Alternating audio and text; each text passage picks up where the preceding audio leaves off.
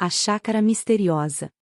Na zona norte de São Paulo, havia uma chácara antiga, cercada por árvores altas e uma cerca de madeira desgastada pelo tempo.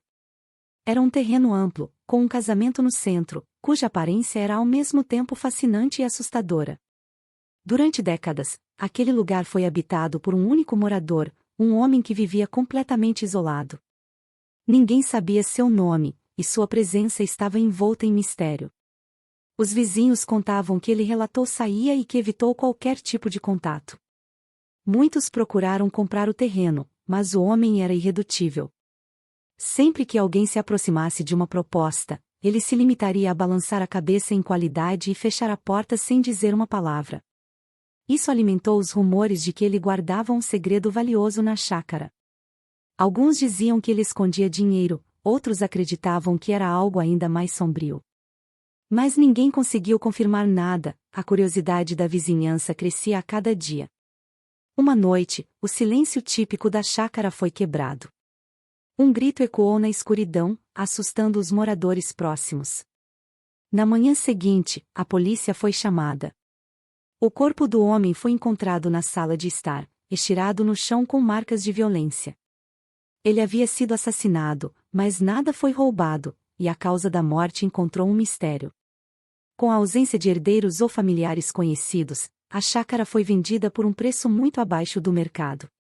O novo proprietário demoliu o casarão e construiu 3 sobrados modernos no lugar, que logo foram colocados à venda. Mas o que parecia ser o início de uma nova história para o local, na verdade, marcava o começo de algo muito mais obscuro. Após a morte do misterioso morador da chácara, a área passou por uma rápida transformação. As árvores foram derrubadas, o antigo casarão foi demolido, e em seu lugar surgiram 3 sobrados modernos. Eram imóveis espaçosos, com fachadas claras, janelas amplas e quintais pequenos, projetados para atrair famílias. Com a localização privilegiada na zona norte e o preço acessível, não demorou para que os sobrados fossem comprados. Os primeiros moradores chegaram empolgados, prontos para começar uma nova vida no que pareciam ser um lugar tranquilo. Porém, quase imediatamente, relatos estranhos surgem da circular. Os novos proprietários conhecem de sons inexplicáveis durante a noite, passos pesados ecoando pelas escadas, portas batendo em privacidade e objetos mudando de lugar. No início, essas ocorrências foram atribuídas à adaptação ao novo ambiente, mas com o passar das semanas, as aparências se intensificaram. Uma das famílias, que vivia no sobrado central, começou a notar que suas contas desapareceram misteriosamente. Documentos importantes sumiam, e ninguém na casa conseguia encontrar explicações. Em outra casa, um jovem casal relatou uma sequência de brigas inexplicáveis. Apesar de nunca terem tido conflitos antes, passamos a discutir todos os dias, sempre com uma sensação de tensão inexplicável no ar. Os barcos se espalharam rapidamente pelo bairro. Algumas pessoas disseram que as almas do antigo morador ainda estavam ali, presas e furiosas com a destruição da chácara. Outros afirmaram que a terra havia sido amaldiçoada pelo sangue derramado durante o assassinato. Apesar disso, as famílias tentavam seguir com suas vidas, na esperança de que tudo fosse apenas coincidente ou paranoia. No entanto, os problemas vão além dos eventos sobrenaturais. Muitos podem enfrentar perdas financeiras e problemas de saúde. Uma das moradoras, que havia se mudado cheia de planos para expandir seu pequeno negócio, viu tudo desmoronar em poucos meses. Os clientes desapareceram, as dívidas se acumularam, e ela acabou precisando vender o sobrado às pressas, saindo de lá completamente arrasada. Esses acontecimentos tiveram uma atmosfera pesada ao redor dos 3 sobrados. Pouco a pouco, o bairro começou a evitar o local. Até mesmo os novos compradores foram informados pelos vizinhos sobre as estranhas histórias do lugar, mas muitos não acreditaram ou ignoraram os avisos, atraídos pelos preços baixos. Mal sabiam que estavam prestes a se tornar parte de uma história que parecia repetir o mesmo padrão, a perda de tudo, desde bens materiais até a própria paz de espírito. Minha chegada ao sobrado número 2 foi carregada de entusiasmo e expectativas. Depois de anos economizando, finalmente consegui comprar minha própria casa. O sobrado era bonito, bem localizado e, para minha surpresa, tinha um preço muito abaixo do mercado. Confesso que achei estranho no início, mas o corretor explicou que os antigos proprietários enfrentaram dificuldades financeiras e primeiro venderam rapidamente. Eu aceitei a justificativa sem questionar muito, afinal, era a chance perfeita de começar uma nova fase da minha vida. Nos primeiros meses, tudo parecia normal. A casa era marcante, e eu me esforcei para torná-la um lar aconchegante. Fiz algumas reformas simples, plantei flores no pequeno jardim da entrada e convidei amigos e familiares para conhecerem meu novo espaço. No entanto, algumas pequenas coisas me incomodaram. Um barulho estranho nas madrugadas, como passos ecoando pela casa, me fazia despertar no meio da noite. Às vezes, eu encontrava gavetas abertas ou objetos fora do lugar. No início, atribuí isso ao cansaço e à minha imaginação. Mas os problemas começaram a se intensificar. Certo dia, cheguei em casa e percebi que uma das lâmpadas do corredor estava quebrada.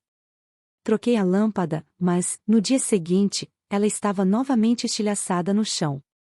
O mesmo aconteceu outras vezes, até que desisti de substituí-la. Pior ainda, comecei a ter pesadelos recorrentes, sempre com uma figura masculina que me observava em silêncio, sem rosto, mas com uma presença sufocante. Acordava suando frio, incapaz de voltar a dormir. Logo os problemas financeiros começaram a aparecer. Não importava o quanto eu tentasse economizar, o dinheiro parecia desaparecer.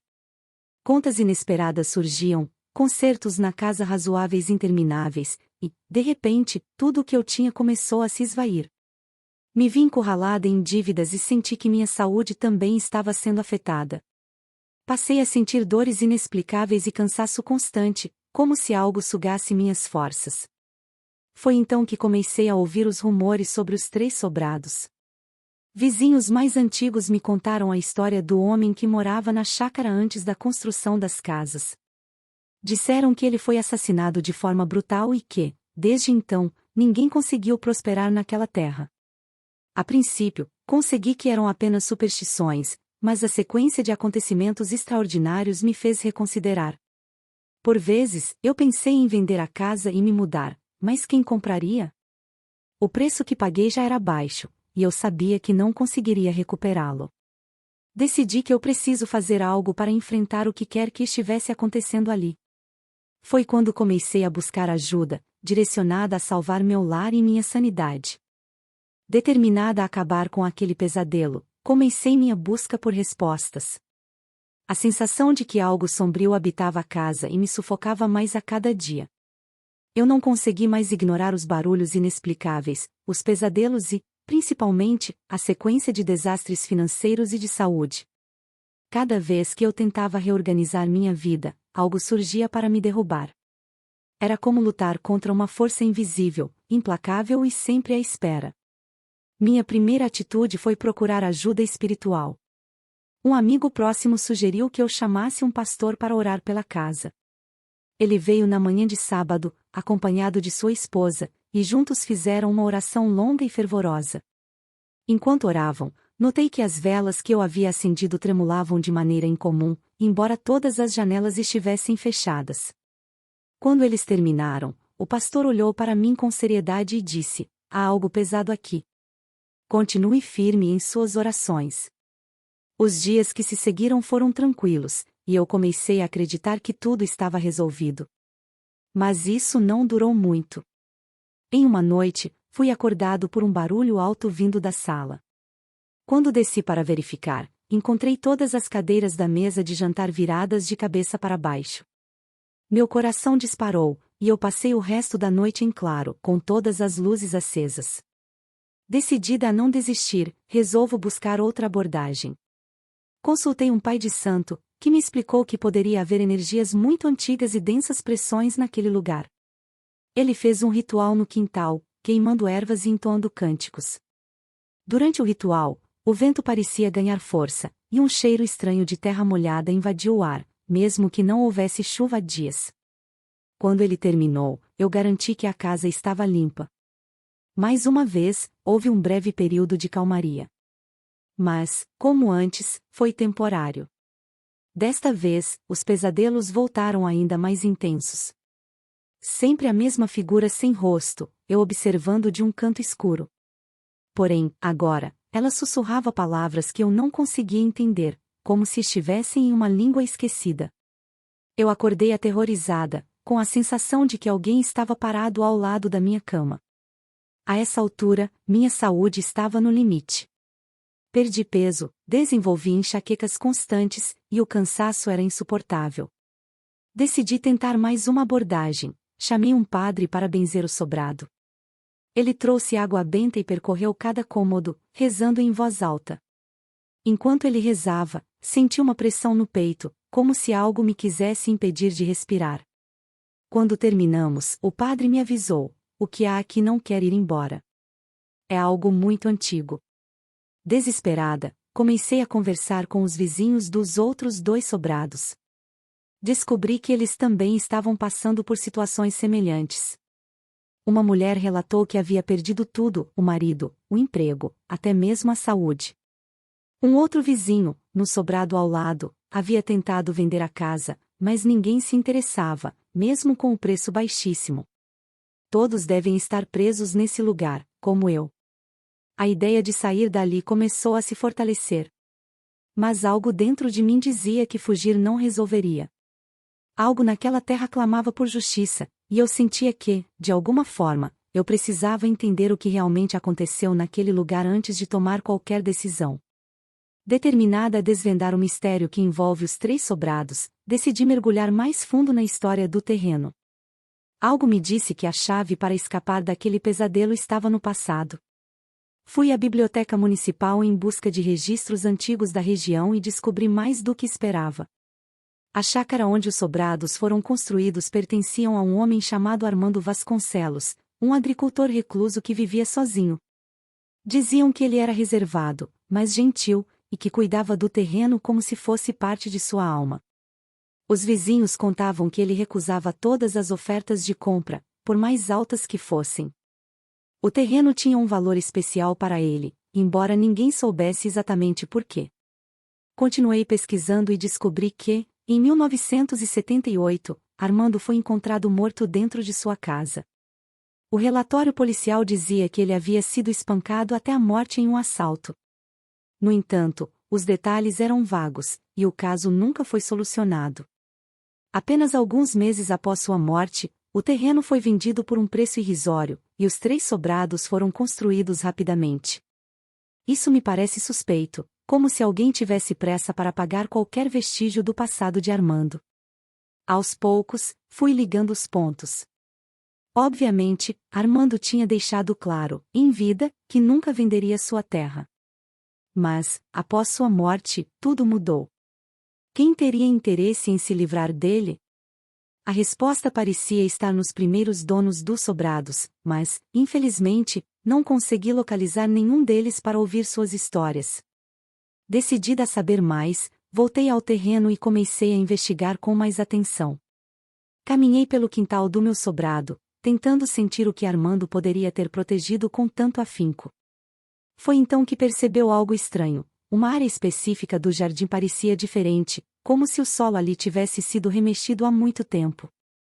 Com uma pá, comecei a cavar, movida por uma curiosidade que misturava medo e determinação. Após algumas horas, encontrei algo inesperado: fragmentos de madeira e pedaços de um tecido velho. Continuei cavando até encontrar uma caixa pequena, coberta de ferrugem. Dentro dela havia um caderno em estado precário, com páginas que eram óbvias a se desfazer. As poucas palavras legíveis no caderno me deixaram arrepiada. Eram anotações de Armando. Ele escreveu sobre as constantes ofertas para comprar sua terra e sobre os homens que desejam intimidá-lo. Um trecho específico me marcou: eles não entendem. Esta terra guarda mais do que plantamos. Guarda as memórias, guarda o sangue. Não posso permitir que eles destruam isso. Lutarei até o fim. Ao ler aquelas palavras, um calafrio percorreu minha espinha. A terra que sustentava os 3 sobrados parecia guardar mais do que apenas história, parecia estar impregnado com o espírito de Armando e com sua luta para proteger algo que ele considerava sagrado. Mas o que exatamente Armando estava protegendo? E quem eram eles, as pessoas que o ameaçavam? Quanto mais eu lia, mais me convencia de que a energia negativa que atormentava a todos naquele lugar tinha origem na injustiça sofrida por Armando. Ele havia morrido por algo que acreditava, e agora sua memória permanece como uma sombra sobre os sobrados. Ao fechar o caderno, sinto uma mistura de angústia e clareza. Talvez a única forma de escapar daquele pesadelo fosse honrar a memória de Armando, considerar sua dor e devolver dignidade nessa terra. Depois de encontrar o caderno de Armando e desvendar parte de sua história, percebi que a única forma de libertar aquela terra da maldição era dar voz à memória dele. A injustiça que Armando sofreu parecia ser o que alimentava a energia sombria que aprisionava todos que viviam nos Três Sobrados. Decidi que não poderia mais ignorar isso e que eu precisaria agir. Primeiramente, fui à delegacia para obter mais informações sobre o caso.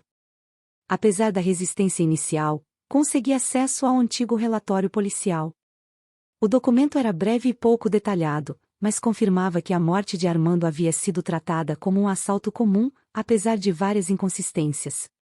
Não houve sinais de arrombamento, e as poucas pessoas roubadas eram de pouco valor. Tudo indicava que aquilo não fora um simples roubo, mas sim um assassinato planejado. Em paralelo, busquei contato com os antigos moradores dos outros dois sobrados. Uma das famílias, que já havia se mudado há anos, converse comigo. A mulher, com lágrimas nos olhos, revelou que seu marido havia adoecido gravemente logo após se mudarem e que, desde então, a vida deles nunca mais foi a mesma. Aquele lugar suga a vida das pessoas, ela disse. É como se algo quisesse nos expulsar. Com essas informações, decidi realizar um ato simbólico. Convidei o meu pastor, o padre e o pai de santo que já visitaram a casa para se unirem em uma cerimônia de purificação. Expliquei a história de Armando e pedi que cada um, com suas crenças, ajudasse a trazer paz para aquele lugar. Eles concordaram, movidos pela gravidade da situação. No dia marcado, o quintal do meu sobrado foi preparado com velas, ervas e símbolos religiosos de diferentes tradições. O caderno de Armando foi colocado no centro, como um símbolo de sua história e de sua luta. Durante a cerimônia, cada líder religioso fez suas preces e rituais, pedindo pela libertação da terra e pela paz do espírito de Armando. Enquanto as orações eram feitas, algo inexplicável acontecia. O vento, que estava calmo, começou a soprar com força, balançando as árvores e fazendo as velas tremeluzirem intensamente. Por um momento, todos sentimos uma presença ao nosso redor, como se Armando estivesse ali, observando. Uma sensação de calor tomou conta de mim, e, pela primeira vez em anos, senti que aquele lugar estava leve, como se o peso que nos sufocava tivesse desaparecido. Nos dias seguintes, a mudança foi evidente. Os barulhos cessaram, os pesadelos desapareceram, e a energia do sobrado parecia diferente. Era como se a terra finalmente tivesse encontrado paz. Apesar disso, tomei a decisão de me mudar. Não por medo, mas porque senti que minha missão ali havia sido cumprida. Antes de partir, plantei um jardim no quintal, no mesmo lugar onde encontrei o caderno de Armando. Coloquei uma placa simples com a inscrição. Aqui relata a memória de Armando Vasconcelos, um homem que entregou por sua terra e pela verdade. Hoje, ao olhar para trás, sei que viver naquele sobrado foi um dos maiores desafios da minha vida. Mas também foi uma experiência transformadora. Descobrir que as histórias que carregamos, mesmo as mais sombrias, têm o poder de nos ensinar e de nos fortalecer. E, acima de tudo, aprendi que há coisas que nunca podem ser esquecidas. Porque são elas que nos conectam ao aquilo que realmente importa, a verdade e a memória.